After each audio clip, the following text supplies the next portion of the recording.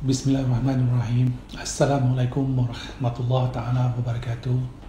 Salam sejahtera tuan-tuan, puan-puan, ibu-ibu, bapa-bapa yang saya hormati sekalian. Saya Masa Bayu. Hari ini saya mengambil kesempatan yang ada untuk kembali ke udara untuk sama-sama kita memenuhkan ruang waktu, ruang masa yang masih lagi tersisa dalam mengupas dan juga merungkai dan sama-sama kita untuk melewati ruang-ruang yang penuh dengan berbagai persoalan tentang akhir zaman. Sebagaimana dalam kisah-kisah yang terdahulu, saya kerap membawa tuan-tuan dan puan-puan kepada dimensi-dimensi yang berbeza dari berbagai aspek, dari berbagai sudut pandang. Namun kesemuanya itu tadi akan dikembalikan kembali kepada sumber yang paling utama, yakni Al-Quran.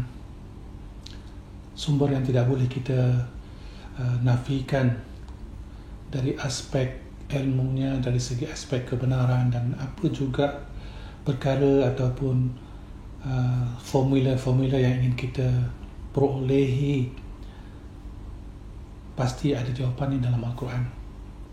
Maka itu kalau kita ada berbeza dari aspek pemikiran ataupun aspek kefahaman, kembalikan ia semula kepada Al-Quran untuk mencari titik persamaan.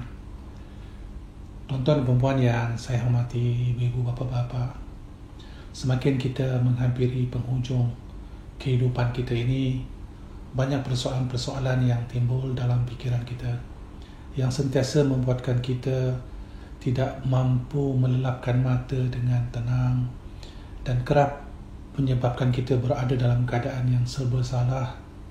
Apa yang saya masukkan di sini adalah tentang persoalan kehidupan kita sepanjang hayat.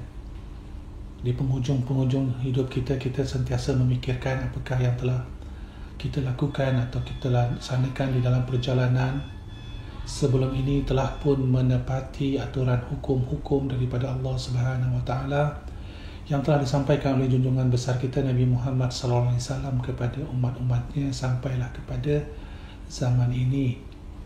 Tuan-tuan dan puan-puan, untuk menentukan sama ada kita di pihak yang benar atau pihak yang salah di akhir zaman adalah suatu perkara yang sangat sukar untuk kita menilai hanya pada suatu suara ataupun pada satu pandangan semata-mata ataupun daripada ilmuwan tertentu semata-mata. Ia perlu diambil sebagai suatu garapan yang khusus dan akhirnya kita harus kembalikan semula kepada sumber yang tidak ada cacat celanya, iaitu Al-Quran, kalam Allah yang terpelihara, yang tidak ada upaya mana-mana makhluk untuk mengubah walau satu huruf sekalipun. Al-Quran yang lengkap, yang sempurna, maha sempurna daripada Allah, yang maha agung, yang telah memberikan jaminan kepada hamba-hambanya bahawa Allah memelihara Al-Quran, melihara daripada sebarang kecacatan, memelihara Al-Quran daripada sebarang perkara-perkara yang kekurangan, kerana maha suci Allah daripada kekurangannya. Maka kalam Allah yang disampaikan melalui junjungan besar kita Nabi Muhammad SAW adalah sesuatu yang perlu kita ambil dengan meletakkan segala tenaga kita, meletakkan segala jiwa raga kita tanpa ada perubahan walau apa yang datang kepada kita. Tetap akhirnya kita berpegang kepada tali Allah, kita berpegang kepada Al-Quran dan Sunnah junjungan besar kita Nabi Muhammad SAW. Tuan-tuan dan puan-puan, ibu-ibu, bapa-bapa, saya telah dihubungi oleh ramai pihak kerana ramai yang bertanya tentang situasi dan status kita hari ini semakin menghimpit dengan begitu banyak perkara yang berlaku, lebih-lebih lagi dengan pandemik, lebih-lebih lagi dengan suasana hari ini yang tidak tahu di manakah patutnya diletakkan kesetiaan, tidak tahu lagi di manakah harus diletakkan kepercayaan, yang mana berlaku begitu banyak pandemik, contohnya penyakit, berlaku banyaknya salah kuasa, berlakunya tidak ketirisan di dalam persoalan undang-undang, berlakunya kezaliman dan berbagai-bagai sekali.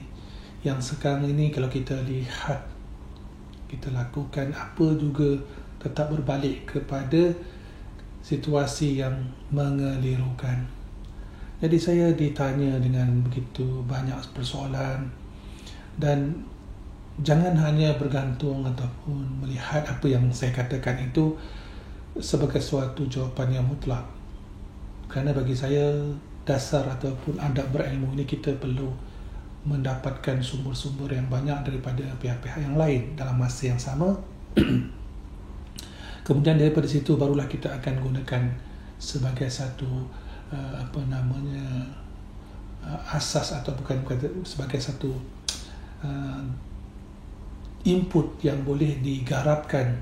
Kemudian kembalikan semula kepada Al-Quran untuk mencari ketepatan ataupun kebenaran atas apa yang telah kita himpunkan atau kita kumpulkan daripada berbagai pihak. Contohnya,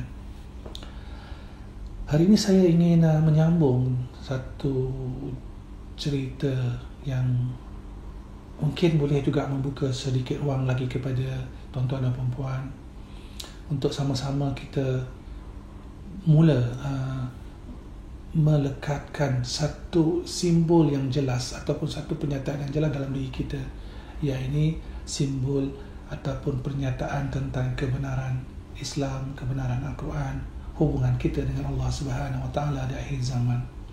Saya telah menyatakan tentang bagaimana perjalanan saya mencari jawapan dengan tidak pernah meletakkan satu pemisahan atas apa yang saya lakukan, melainkan semuanya saya akan sentiasa kaitkan dengan Al-Quran. Jadi hari ini saya ingin menjawab satu pertanyaan daripada seorang hamba Allah yang telah bertanya langsung kepada saya dan meminta saya untuk merungkai ada 7 topik ataupun 7 perkara yang telah beliau sampaikan kepada saya. Jadi saya ambil kesempatan ini untuk cuba mengulas ataupun cuba mengolah ataupun cuba untuk saya merungkai berdasarkan apa yang saya faham, berdasarkan kepada perjalanan hidup saya, perjalanan ilmu saya, bukan untuk menidakkan mana-mana pihak yang lain ataupun untuk menyatakan saya yang paling benar, yang lain itu tidak benar, tetapi di dalam aspek ilmu ni kita berlapang dada atas perbezaan selagi kita tidak putus daripada tali Allah, tidak melepaskan diri kita daripada tali Allah. Perbezaan itu sebagai suatu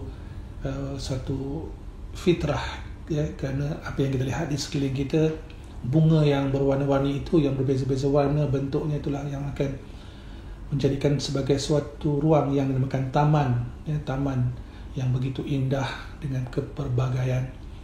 Jadi tuan-tuan dan puan-puan, sekali lagi saya mohon kepada yang menonton video saya untuk sekali lagi buka diri, berlapang dada, dan jika ada sebarang kekurangan ataupun sebarang kesilapan daripada apa yang saya sampaikan, mohon untuk diberikan komen, berikan teguran-teguran untuk sama-sama, sebab saya juga masih lagi dalam proses belajar. Selagi kita hidup, selagi itu kita terus belajar, tuan-tuan dan puan-puan. Jadi kalau belajar ni, maklumlah, belajar ni memang sentiasa akan ada kekurangan dan kesilapan yang kita akan lakukan. Mohon apa yang saya sampaikan ni diambil dengan rasa untuk proses pembelajarannya, bukan suatu ketetapan hukum ataupun meletakkan sebagai suatu undang-undang tertentu, tetapi ia lebih kepada untuk membuka atau memberikan input kepada diri kita atas kepelbagaian, keharmonian, kelestarian dan juga keindahan ilmu di dalam Al-Quran, di dalam perjalanan kita di atas muka bumi. Okey, balik kepada soalan itu tadi. Beliau memberikan 7 topik kepada saya dengan tajuk besarnya itu ilmu dan hikmah akhir zaman. Ilmu dan hikmah akhir zaman. Ini adalah topik yang paling besar lah, satu topik yang besar. Kemudian dipecahkan kepada 7 topik kecil, iaitu yang pertama Maha Pencipta dan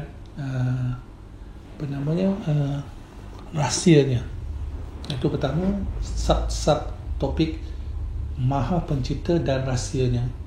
Yang kedua, topik yang beliau tanya untuk saya kupaskan adalah khalifah serta makhluk dan sekalian alam.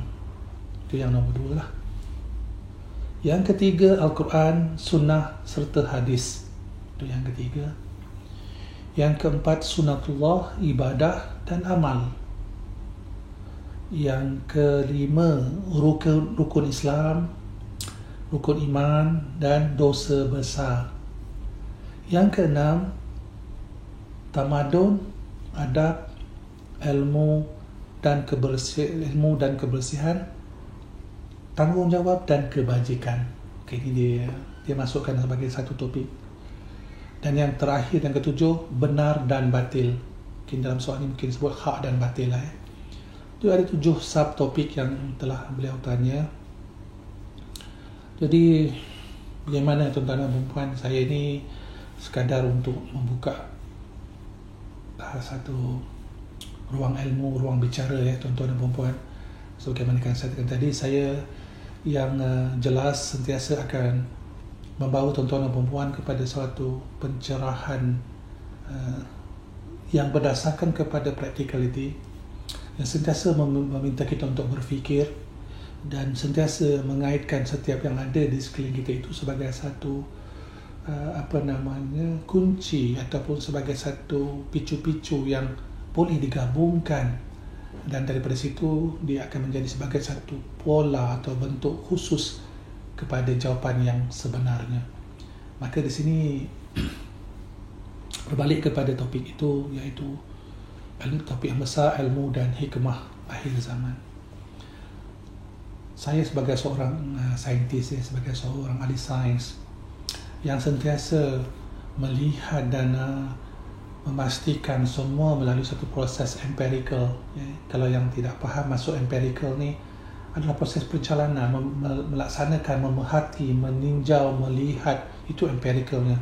Kemudian ada membuat catatan dan membuat penelitian secara langsung. Itulah empirical. Jadi ada sesuatu yang boleh dijadikan sebagai satu bahan, dan akhirnya dalam bentuk satu makalah, sebagai satu bentuk penulisan yang boleh dibaca, yang boleh diterjemahkan ataupun ditafsirkan ataupun boleh ditinjau oleh mana-mana pihak sebagai satu pengkajian ilmiah yang berterusan. Maka itu yang akan saya lakukan, dan itulah yang telah saya lakukan daripada masa ke semasa. Dan tahun ini, tahun 2021, dengan semakin meningkat usia yang tidak lagi mudanya, dah menghampiri ujung-ujung usia, dan saya yakin masa saya pun dah tak lama. Maka inilah yang ingin saya jelaskan secara langsung kepada tuan-tuan dan puan-puan yang selalu mengikuti video-video saya yang sebelum-sebelum ini.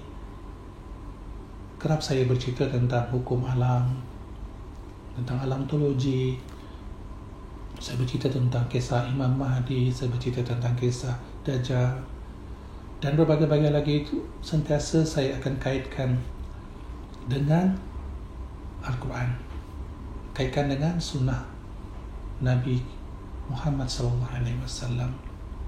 Jadi tuan-tuan dan puan-puan, berbalik kepada ilmu, sebagaimana yang telah saya jelaskan daripada awal dulu video-video yang saya sebelum ni, ilmu adalah satu perjalanan yang tidak boleh kita perolehi. Ilmu tidak akan kita perolehi kecuali kita melaksanakan bagi diri kita sendiri. Apa juga yang kita dapat daripada mana-mana pihak, sama ada daripada ustaz, daripada guru kita, daripada pensyarah kita, daripada profesor atau sesiapa sekalipun, itu hanyalah pengetahuan yang kita perolehi, yang merupakan ilmu kepada yang menyampaikan kepada kita. Jadi apa yang saya sampaikan kepada tuan-tuan dan perempuan adalah ilmu saya, tetapi apabila sampai kepada tuan-tuan dan perempuan, itu adalah pengetahuan semata-mata. Kenapa? Kerana tuan-tuan dan perempuan belum lagi melaksanakan dalam diri sendiri. Jadi bila kita sebut tentang ilmu, nak bercerita tentang akhir zaman, ilmu dan hikmah akhir zaman, mesti kita bawakan diri kita kepada asas yang paling khusus. Yang pertama sekali, apa juga sebelum kita nak buat apa-apa sekalipun, cari permulaannya, permulaan ilmu. Kalau kita sebut tentang kereta, permulaan kereta. Kalau sebut tentang buah, permulaan buah. Cerita apa sekalipun dalam hidup kita di atas muka bumi, mesti ada permulaannya. Cari awalnya tu, cari permulaan kepada setiap perkara. Maka daripada situ kita akan dapat jawapan kepada yang lain-lain. Kalau kita tidak dapat mengenal permulaan dia, maka kita akan menghadapi masalah untuk kita memahamkan lebih-lebih lagi untuk melaksanakan dalam hidup kita. Kerana kefahaman kita salah tentang permulaan.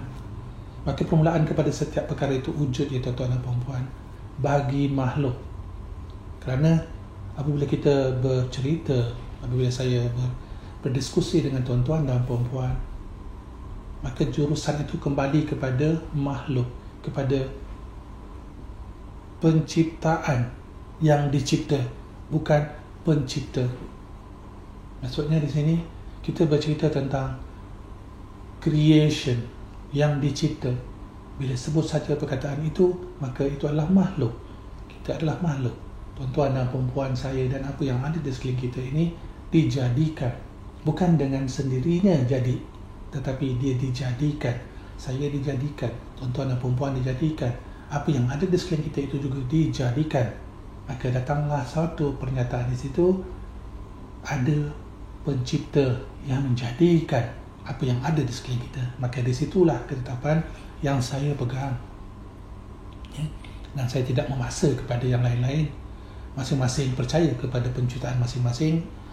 Masing-masing percaya kepada penciptanya tersendiri. Contohnya, kerana saya sebagai seorang ahli sains yang sentiasa bergerak ke pelosok dunia, saya berjumpa dengan berbagai-bagai ilmuwan yang mempunyai kepercayaan tersendiri. Maka ingin saya perjelaskan bila saya bercerita dengan tuan-tuan dan puan-puan, kepercayaan mereka itu kepercayaan mereka, tetapi kepercayaan saya bahawa pencipta itu satu, yakni Allah Subhanahu Wa Taala. Tidak ada yang lain. Dan dia tidak memerlukan pembantu-pembantu, dia tidak memerlukan, Allah tidak memerlukan penasihat-penasihat, kerana sesungguhnya Allah berdiri dengan sendirinya. Maka di sini bila saya bercerita tentang permulaan, ia mesti berbalik kepada kita. Kerana Allah tidak ada permulaan, dia tidak ada awal dan dia tidak ada akhir. Maka balik pada situ, bila cerita tentang ilmu, mesti ada permulaannya. Maka permulaan kepada ilmu atas diri kita adalah pengetahuan yang kita perolehi daripada Allah Subhanahu Wa Taala, lalu kita laksanakan dalam hidup kita. Bila kita laksanakan dalam hidup kita, tuan-tuan dan puan-puan, barulah ia menjadi ilmu. Ilmu adalah perjalanan pengetahuan. Apa yang guru-guru kita berikan kepada kita, ya ini ilmu dia. Ia adalah pengetahuan yang sampai kepada kita. Lalu kita ambil pengetahuan tersebut dan kita laksanakan dalam hidup kita, diri kita. Maka kita telah menjadi orang yang berilmu dengan pengetahuan yang kita perolehi daripada guru kita, daripada ibu kita, daripada ayah kita. Maka di situ tuan-tuan dan puan-puan, kita harus faham ilmu bukanlah sesuatu yang bersifat, berbentuk dengan sesuatu yang tangible, sesuatu yang fizikal. Ilmu adalah suatu proses yang perlu ada perjalanan dia, yang perlu ada pelaksanaan dia. Tetapi setiap sesuatu itu tadi mesti ada pengetahuan terlebih dahulu, diberitahu oleh seseorang kepada seseorang. Daripada pengetahuan itu tadi, dia nak memahamkan, lalu dia melakukan analisa pada dirinya sendiri terlebih dahulu. Contohnya, orang yang pertama tahu api itu panas, siapa? Dalam keluarga diri kita. Bukan kita, ya tuan-tuan dan puan-puan. Mak ayah kita dulu tahu bahawa api itu panas. Maka kita, masa kita kecil, ibu dan bapa kita akan sentiasa memastikan kita jangan terpegang api ataupun memegang api ataupun terkena api. Kerana apabila ia terkena, maka kita akan terbakar. Maka dari manakah pengetahuan itu diperoleh ibu bapa kita? Dia juga mendapat warisan daripada tok dan nenek kita yang menyampaikan kepada anaknya, iaitu ayah dan ibu kita, tentang api dan apakah karakter api, kesannya. Maka itu disampaikan daripada seseorang kepada seseorang. Apa yang saya masukkan di sini, dalam hidup seseorang itu tadi mesti ada uji kaji yang dia lakukan. Walaupun kita dapat tahu daripada ayah kita api itu panas, tapi kita tidak akan tahu, tidak akan sampai sebagai satu ilmu kalau kita tidak terpegang api ataupun kita tidak merasa api itu. Okay, dalam satu hari, mungkin tuan-tuan dan perempuan dan saya sendiri, saya mengesahkan diri saya pernah terpegang api, terkena api. Maka bila saya terkena api, saya merasa panas yang sangat, luka kali yang pertama. Daripada situ barulah ia melengkapkan pengetahuan yang disampaikan oleh ibu bapa. Api itu panas, kerana saya melaluinya dan saya merasakan panas. Dan selepas itu saya tahu api itu apakah sifat dia. Boleh faham tak tuan-tuan dan perempuan?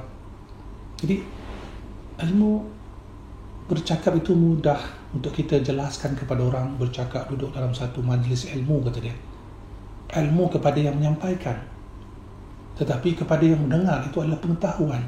Tuan-tuan dan perempuan biasa mengikuti program-program ceramah-ceramah contohnya, atau pergi ke dalam kelas kuliah-kuliah di universiti, di sekolah contohnya, harus diperbetulkan balik, susunkan balik istilah itu kepada satu maksud yang jelas. Apakah maksud dia? Kita hanya pergi mendapatkan pengetahuan. Bila kita satu majlis ilmu yang kita katakan, ilmu itu tadi adalah pada tok guru, cikgu, ustaz, profesor, itu ilmu mereka. Tetapi kita yang pergi ke tempat tersebut hanyalah mendapatkan pengetahuan. Daripada situ kita balik buat analisa, dan kita perlu melaksanakan atas diri kita, ataupun kita hanya sekadar menerima itu dan catatkan di atas kertas, tapi kita tidak pernah lakukan dalam hidup kita. Contohnya dikatakan kita hendaklah berbuat baik, berbuat baiklah sesama manusia. Bila pergi ceramah tu, ustaz dia pun cakap lagi, kita kena berbuat baik sesama manusia. Kita pergi lagi majlis tempat yang lain, cikgu sana pun beritahu, okey, kita hendaklah berbuat baik dengan manusia. Maka perkataan itu menjadi umum, semua sebut benda yang sama. Tetapi bagi setiap individu yang pergi menghadiri majlis tersebut, mereka akan mendapat maksud yang sama, tetapi kefahaman yang akan datang berbeza-beza berdasarkan pelaksanaan dari masing-masing tentang berbuat baik. Apakah yang dimasukkan berbuat baik? Terlalu banyak tuan-tuan dan perempuan. Asalkan baik, masuk dalam kata lain, baik bagi diri sendiri dan baik bagi orang lain, maka baiklah. Kerana baik itu tadi tidak semestinya melambangkan kebenaran. Baik bagi diri, tidak baik bagi orang lain. Jadi di sini perlu kita melihat dan memikirkan dengan lebih halus, ya. Kita sentiasa berlapang dada. Jangan melihat kebaikan itu kepada diri kita, maka kita anggap itu baik bagi semua orang lain. Kerana kebaikan atau keburukan itu tadi selalu kita gandingkan diri kita dan sekeliling kita. Sepatutnya begitu.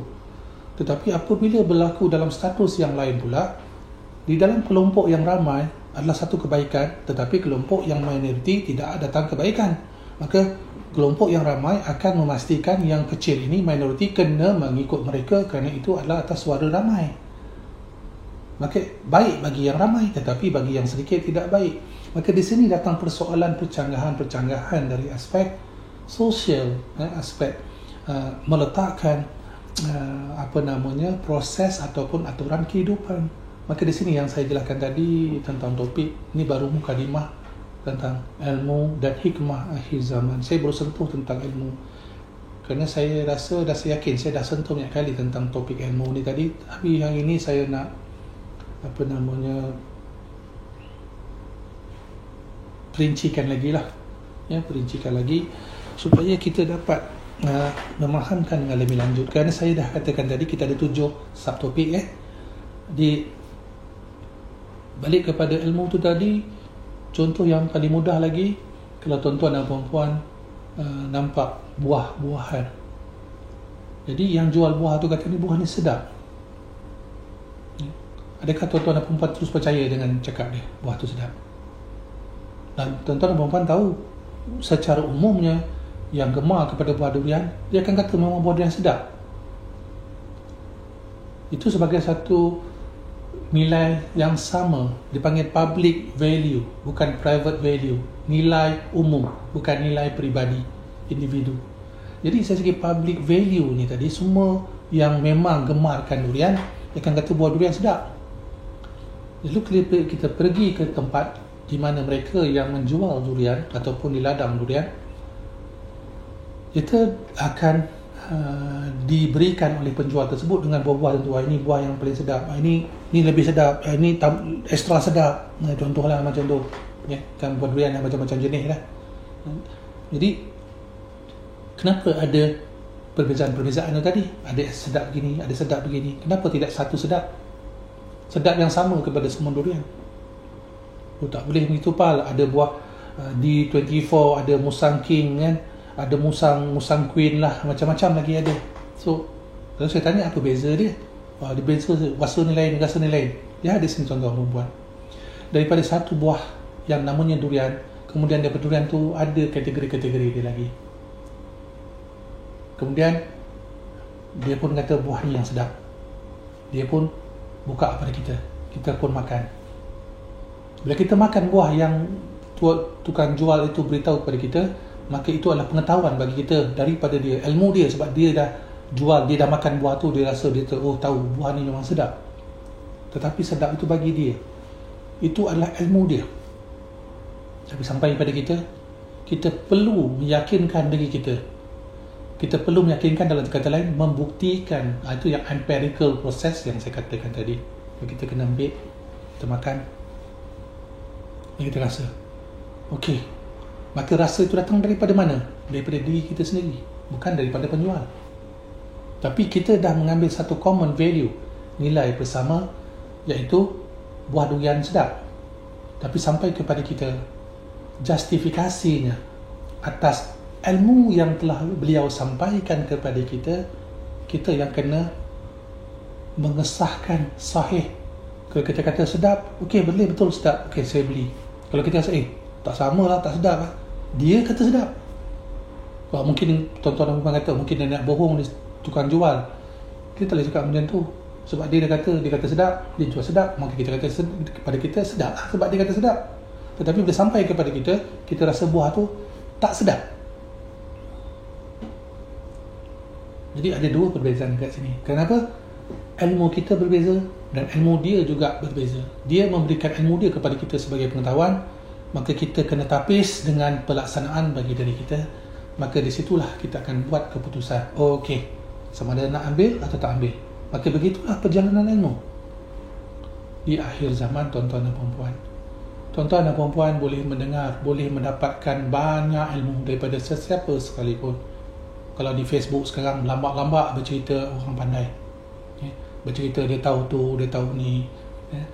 Lebih-lebih lagi akhir zaman, tuan-tuan dan puan-puan, ramai. Tetapi ingin saya jelaskan di sini, tak salah nak ambil dengan syarat tuan-tuan dan puan-puan dah betul-betul menilai pada diri sendiri. Maka itulah persoalan ilmu, dan disitulah datangnya hikmah di akhir zaman. Apakah penjelasan ilmu dan hikmah akhir zaman?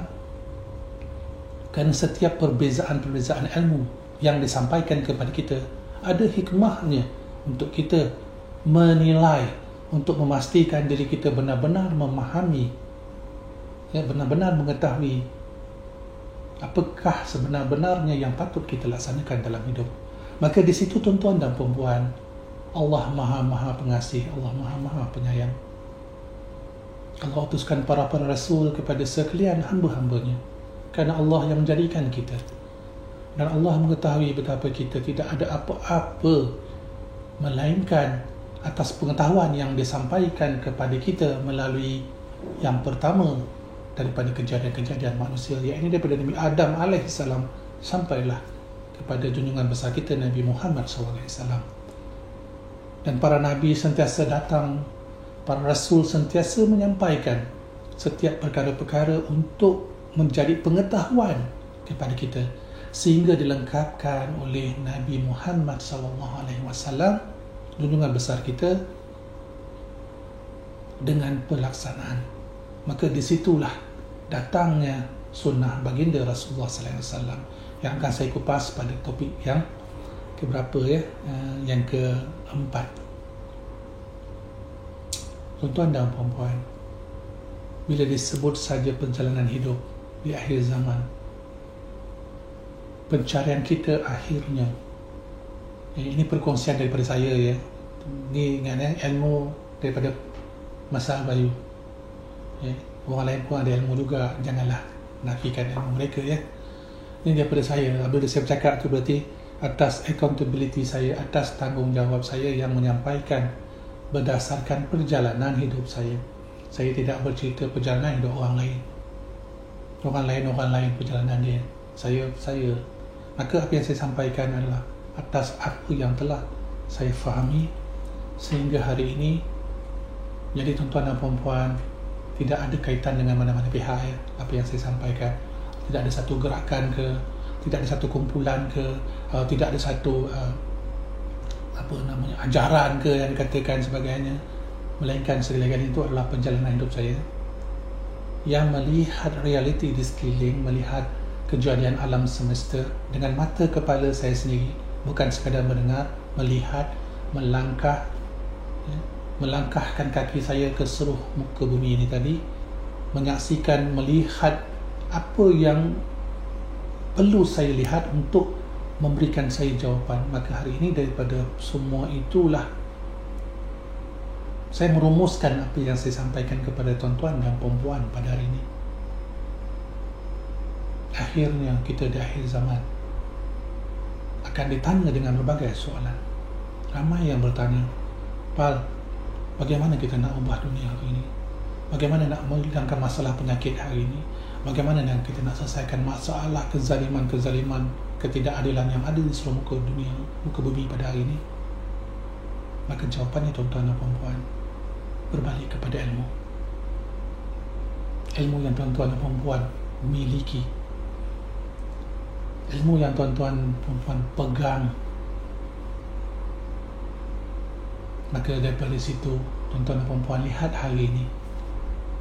Jika tuan-tuan dan puan-puan melihat di dunia hari ini adalah dunia impian ataupun dunia yang penuh dengan kacau bilau, tuan-tuan dan puan-puan, dunia tidak hanya sebagai suatu tempat untuk kita berjalan, tetapi dunia ini, bumi ini adalah tempat untuk kita melaksanakan amanah kita sebagai khalifah di atas muka bumi. Itu juga saya akan sentuh nanti. Itu yang topik nombor 2, sub nombor 2 nanti. Maka untuk itu tuan-tuan dan puan-puan, nak merubah, maka ubahlah ilmu. Saya tahu ramai yang dah bijak-bijak pandai, ramai yang dah mengkaji begitu banyak kitab-kitab dan mengkaji begitu banyak ilmu-ilmu. Ada yang beritahu saya tentang Syekh Imran Khan, Syekh Imran apa saya tak ingat lah. Kemudian berceritalah macam-macam lagi tentang ustaz sana, ustaz sini, saintis sana, saintis sini. Bagi saya tidak ada satu pun yang perlu kita meletakkan perbandingan. Semua itu adalah ilmuwan yang memiliki ilmu yang berbagai-bagai.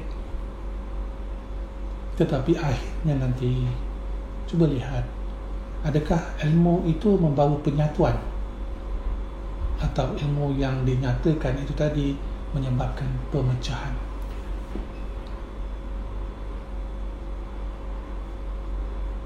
Kalau kita lihat dunia hari ini, masing-masing dengan pegangan masing-masing, masing-masing dengan ilmu yang dikatakan dialah ilmu yang benar, maka dengan semua kefahaman tersebut, adakah ada penyatuan hari ini? Dengan begitu banyak ilmuwan-ilmuwan yang ada berterabur datang muka bumi, tak kiralah ilmuwan bagaimana peringkatnya pun, tak kira apa bidang sekalipun. Tetapi kenapa hari ini masih berlaku begitu banyak masalah-masalah sosial, masalah-masalah yang pincang, kezaliman-kezaliman yang tidak akan ada lagi suatu istilah yang boleh kita terjemahkan, begitu dahsyatnya berlaku. Mereka-mereka yang menunggang ilmu dengan menjadikan diri dia sebagai orang yang ke depan, tetapi sebenarnya itu adalah sebagai satu gula-gula kepada masyarakat. Lalu itu diterima oleh masyarakat. Kenapa? Kerana ilmu. Maka untuk menguasai satu masyarakat, untuk memastikan masyarakat itu sentiasa berada dalam keadaan yang tunduk kepada mereka, satu saja cara ni, ilmu. Maksudnya macam mana? Pastikan mereka mendapat pengetahuan yang meletakkan mereka pada jalan ataupun ilmu yang tidak akan menjelaskan kebenaran. Dan akhirnya mereka akan diberikan dengan suatu kisah-kisah dan juga memberikan satu cerita-cerita ancaman-ancaman yang menakutkan, kerana mereka ingin pastikan masyarakat sentiasa bergantung kepada mereka sebagai ilmuwan-ilmuwan yang terpilih. Oh, jangan bertanya soalan begini. Kalau tanya soalan begini, tanya dengan kami, tanya dengan guru kami. Kalau tanya dengan orang lain nanti sesat. Jangan tanya dengan orang lain, kerana kamilah orang yang ditauliah. Kami sajalah orang-orang yang memang diberikan tempat untuk memberikan jawapan. Tuan-tuan dan puan-puan, dah saya jelaskan daripada awal tadi, ilmu atas perjalanan hidup kita masing-masing. Kita yang memilih. Maka di situ Allah utuskan para rasul, para nabi dan Rasulullah sallallahu alaihi wasallam kepada kita. Untuk apa? Untuk kita memilih jalan. Kerana ilmu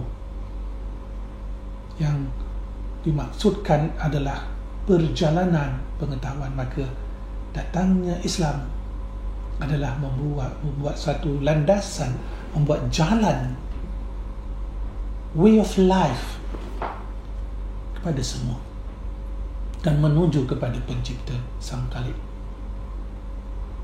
menuju kepada Allah Subhanahu wa ta'ala. Itu ilmu yang saya maksudkan.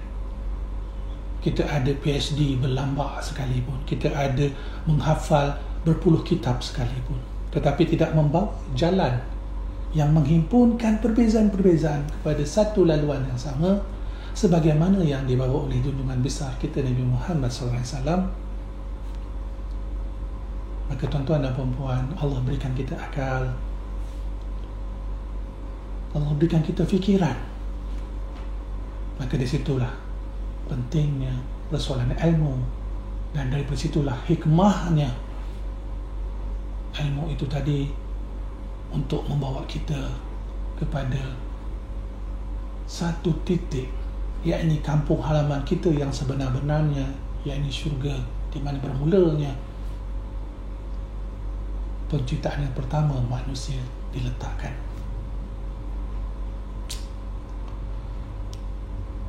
Akhir zaman adalah suatu waktu sama saja. Akhir awal itu sama, tuan-tuan dan puan-puan. Sebagaimana awal, sebegitu akhir. Dah saya jelaskan tadi, semua ada permulaan dia. Maka zaman ataupun masa hidup alam ini juga ada akhirnya, dan itu tidak boleh kita nafikan. Namun tuan-tuan dan puan-puan, jangan sekadar mendengar, jangan sekadar menyampaikan berita-berita yang kita terima daripada pendengaran, ataupun daripada apa yang kita lihat, ataupun sesuatu yang sekadar disampaikan melalui bahan-bahan buku-buku bacaan tertentu. Jangan hanya sekadar itu, tuan-tuan dan puan-puan. Kerana akhir zaman perlu ada pelaksanaan atas diri kita. Pastikan kemudian rujukkan ke dalam Al-Quran, rujuk pada Al-Quran.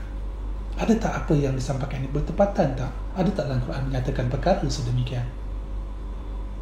Kalau Al-Quran tidak menyatakan perkara sedemikian, maka apa yang perlu dilakukan, tuan-tuan dan puan-puan? Satu saja, kita tanya dengan diri kita, kita beriman kepada Allah atau tidak? Kita beriman kepada Rasul kita atau tidak? Kita beriman kepada Al-Quran atau tidak? Kalau kita beriman kepada Allah, nyata-nyatanya tauhid kepada Allah, menyembah Allah, maka ilmu itu tadi hendaklah kita cari di mana puncanya. Maka ilmu itu perjalanan pengetahuan. Maka segala pengetahuan yang dimiliki oleh makhluk mutlak miliknya adalah Allah Subhanahu Wa Taala. Kita kena kembalikan. Maka ilmu yang dibawa kepada kita mesti ilmu yang mengembalikan kita kepada Allah. Maka hikmah sebesar-besar hikmah yang Allah berikan kepada kita di akhir zaman adalah di sini. Ilmu adalah atas faktor perjalanan apa yang ada di sini. Jika kita tidak menggunakan apa yang ada di sini, yakni akal yang Allah berikan kepada kita, sesungguhnya tuan-tuan dan puan-puan, kita telah pun terbabas ke jalan-jalan yang membawa kita kepada jurang-jurang yang dalam. Kerana mereka-mereka ni, tentera-tentera Dajjal, kerjanya satu saja tuan-tuan dan puan-puan.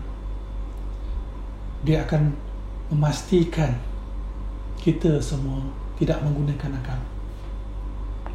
Asal ada sahaja cerita-cerita dia akan sentiasa mengajak kita kepada mengagung-agungkan pihak-pihak tertentu. Dia akan sentiasa menakut-nakutkan pihak tertentu dan akan meletakkan suatu bentuk ketakutan yang akan menjadikan ia hukuman kepada mereka yang tidak mengikuti apa yang telah mereka tetapkan. Dan apabila berbalik kepada persoalan pemikiran, suruh berfikir, mereka-mereka ini akan menjadi orang yang sentiasa jadi pemarah. Bila dia ajak berbincang, dia akan datang dengan kemarahan, lalu menyatakan, jangan sekali-kali kamu menentang kami, kerana kami di pihak yang benar.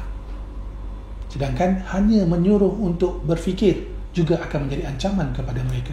Maka itulah contoh-contoh kelompok-kelompok tentera-tentera Dajjal yang takut kepada hikmah akhir zaman. Apakah hikmah akhir zaman? Mereka yang mahu berfikir.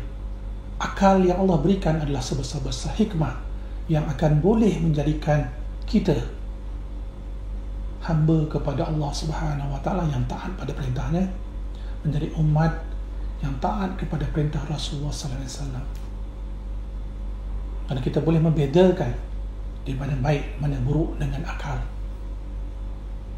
Namun akal tanpa ada panduan, dia tidak ada suatu jawapan, maka dia akan rujuk balik kepada hati.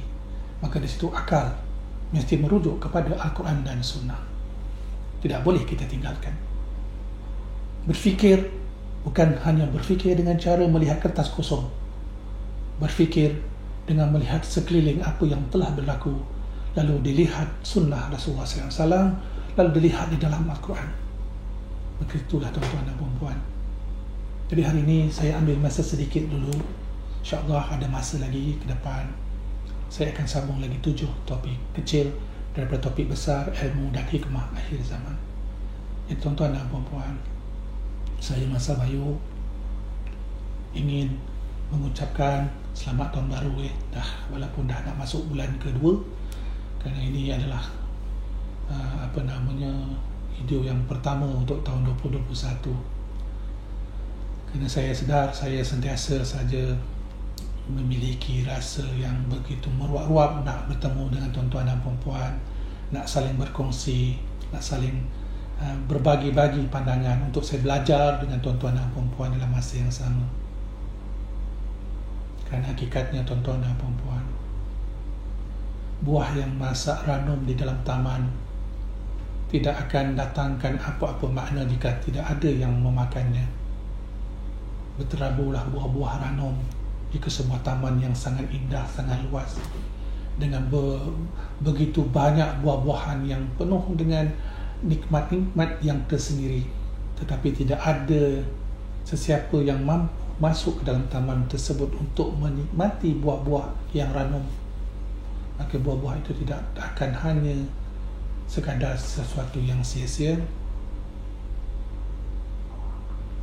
Maka tuan-tuan dan puan-puan, apa kata kita sama-sama membuka ruang bermuhasabah untuk saling berkongsi buah-buahan benih masing-masing, buah-buah yang ada, untuk kita bangunkan satu taman yang dapat kita tanam berbagai-bagai jenis pohon-pohon yang akan mengeluarkan buah-buah yang ranum.